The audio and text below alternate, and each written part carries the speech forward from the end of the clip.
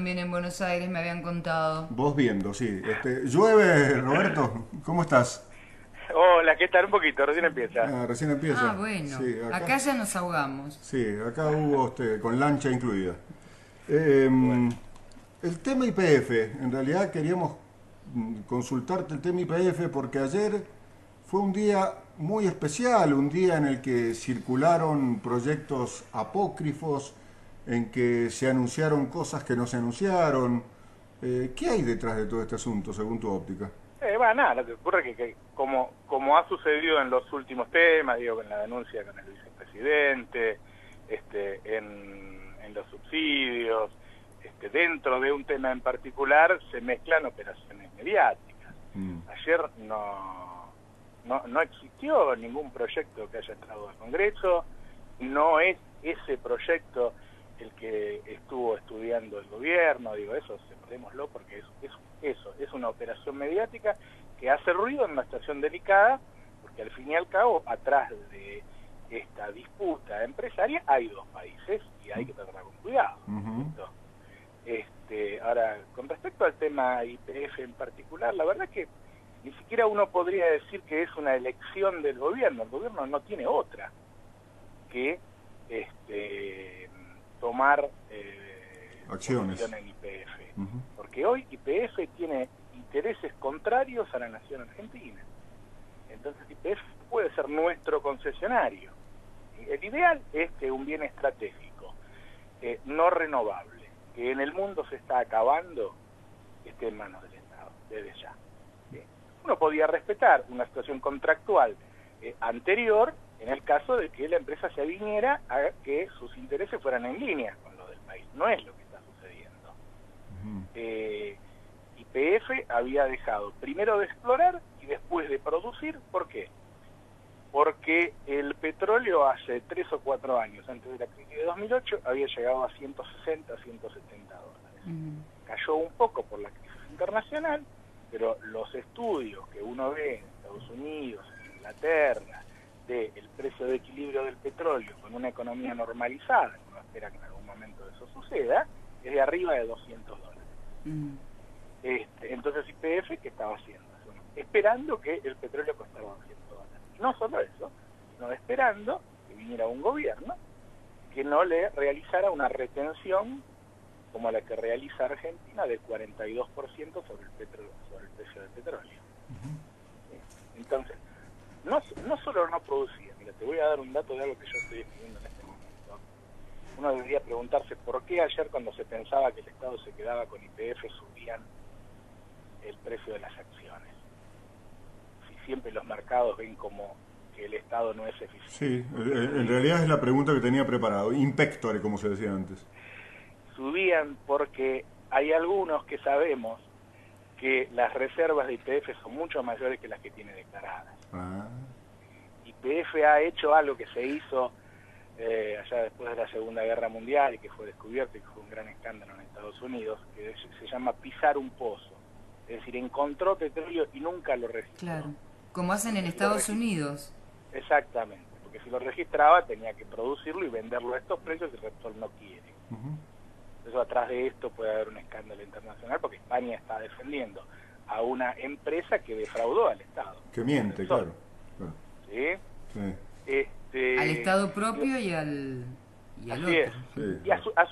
Y a los accionistas que no tienen la posibilidad de enterarse de eso. Claro, claro. Repsol no es el único dueño. ¿Sí? Esto tiene, Roberto, discúlpame, para la gente de a pie, no, de a pie no, en auto digo yo, esta negociación, por llamarle de alguna manera, o esta situación que, utilizando tu propio pensamiento, no le deja otra opción al gobierno argentino que meter mano en el asunto. Tiene que ver con las colas para conseguir combustible, la escasez, el precio. Las colas para conseguir combustible son lo mismo, o sea, ellos han tratado de vender la menor cantidad de combustible, que no es otra cosa que petróleo refinado, ante un mercado como el Argentina, con una economía que crece al 8 o 9%, que cada vez demandaba más. Entonces, ofrecían poco producto porque no quieren venderlo a este precio. Mm. Pero además, perdón que te interrumpa, además sacaron primero la nafta común, después ahora hay problemas con la nafta super y por último solamente venden premium. Bueno, por eso yo digo que en realidad lo han obligado al gobierno a tomar una decisión como esta. O sea, el gobierno no puede estar gastando 10.000 millones de dólares para importar hidrocarburos cuando los tenemos aquí en nuestro suelo. Eso sería un suicidio. Y Además, la reunión... Sí, para perdón. Argentina el tema de las importaciones no es un tema menor, porque todas las crisis financieras que hemos tenido en las últimas décadas fueron por cuello de botella del dólar. Es decir, Claro. nos faltaban dólares, el dólar se disparaba, eso disparaba la inflación y así terminábamos en esa crisis. Bueno, la importación de hidrocarburos nos estaba llevando, si no hacíamos nada, a una situación similar. Argentina no podía hacer otra cosa que tomar las riendas de YPF, que es lo que se va a anunciar en cualquier momento, y empezar a hacer producir los pozos que ya están y a hacer producir los pozos que fueron explorados, que fue hallado petróleo y que están tapados y escondidos.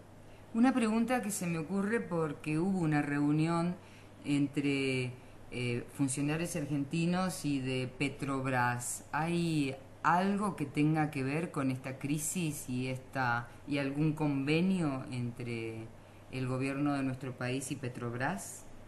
Sí, hay dos cosas, una general y una particular.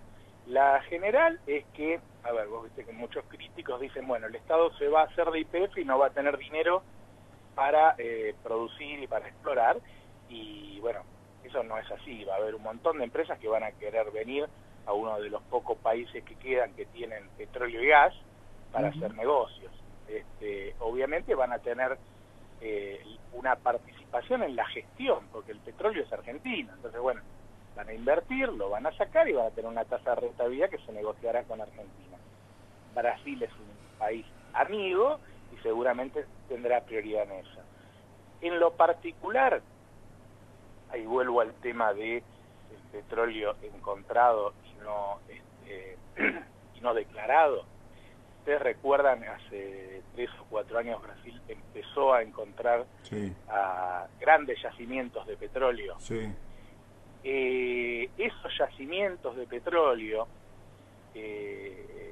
la misma cuenca que encontró Brasil llega al Atlántico, llega cerca de Mar del Plata. ¿Sí? Y bueno, eso se conoce en el gobierno, siempre se esperaba que YPF fue a explorar ahí, en algún momento lo encontrara, YPF decía que no lo encontraba. Pero de alguna manera Petrobras tuvo que ver con esto, porque cuando Petrobras, mira, si hago un poco de historia, el estudio geofísico viene de cuando se encuentra petróleo en Nigeria. Antaño, cuando los continentes estaban unidos, Nigeria estaba pegado a Brasil. Claro. ¿Sí? Entonces, bueno, cuando se encuentra en Nigeria, los brasileños dijeron, si hay en Nigeria, hay acá. Y cuando lo encuentran en Brasil, dicen, si hay en Brasil, esta cuenca llega al mar argentino. ¿Sí? Entonces, Petrobras, que es el que está haciendo ese trabajo, aguas afuera, que es una especialidad, vos sabés, ¿no? Sí. La explotación en el mar, va a ser seguramente el que se va a encargar de esa cuenca que llega ahí a las costas de Mar del Plata. Ahora que lo veo a Santiago preparando el mate, me acordé de la declaración de ayer de Cristina, y salvando las distancias técnicas y bueno, y de idiosincrasia de cada producto, la lógica de no de los productores, sino de los grandes acopiadores respecto de la yerba es la misma que la lógica de las grandes petroleras. Claro. Mira, la verdad es que este es un gobierno que ha modificado algunos temas profundos en la Argentina, y muchos lo que están esperando es que se vayan. ¿Sí? O doblarle la mano, ¿sí? Vencerlo, que cambie su manera de ser, cosa que parece que no haría, o que se vaya.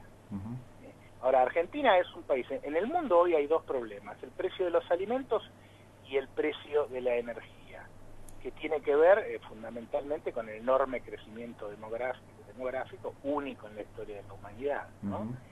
Argentina tiene las dos cosas. Y sin embargo, pagamos los alimentos como si fueran importados e importamos hidrocarburos porque no los sacamos. Claro, Ujú. claro. Ahora, estamos hablando de tanto dinero que hace falta tanto poder y tanta convicción para sostener esas posiciones. Y los enemigos son muy fuertes. Claro. Mirá las operaciones que se hicieron ayer. Y las que vienen. Estamos hablando de intereses muy, muy, muy grandes que tocan algunos de los actores históricos, ¿no? Los que se llamaban los dueños de la Argentina, del país y a socios extranjeros. ¿Sí? Ahora España, digo, con toda la sensibilidad que tiene para mí, mis abuelos, yo vine en el barco de alguna manera, digo, hizo en las últimas décadas con nosotros un proceso casi de colonialismo, ¿no? O sea, vinieron empresas acá a hacerse cargo. Sí, venía Blanca. Mexicanos. ¿Te acordás de Blanca Oteiza en el programa de Tato Bores? Claro, Sí. claro. ¿Te acordás cuando Claro. era la representante de Telefónica, Sí, bueno, de entonces ahora, bueno, de la línea aérea? yo entiendo sus posiciones políticas ante su población y qué sé yo, pero saben que no tienen razón. La Argentina que va a dejar que Repsol pise los pozos, espere y se lleve un día el petróleo a $200 sin retención, que el petróleo es argentino. Ujú, exacto. Bueno, Lo que tiene es una concesión para explotarlo. Ujú. bueno, pero para explotarlo, no para esconderlo. Y las hicieron todas, la verdad que no se privaron de ninguna, ¿no? Uno no esperaba que llegaran a un nivel de presión tal como para obligar al país a determinado nivel de importaciones, o sea, llevarlo a ahorcarse. Claro. Bien. Te agradecemos mucho, Roberto, siempre, No, por favor. siempre tan ilustrativo, tan didáctico. Y sigue escribiendo. Que Un lo gran leemos. abrazo, que nos viene bien, sí. Gracias, chao. Chao, hasta luego. Chao. Roberto Navarro, entonces, periodista especializado en economía desde la CAPI, o CABA, como dice ahora CABA.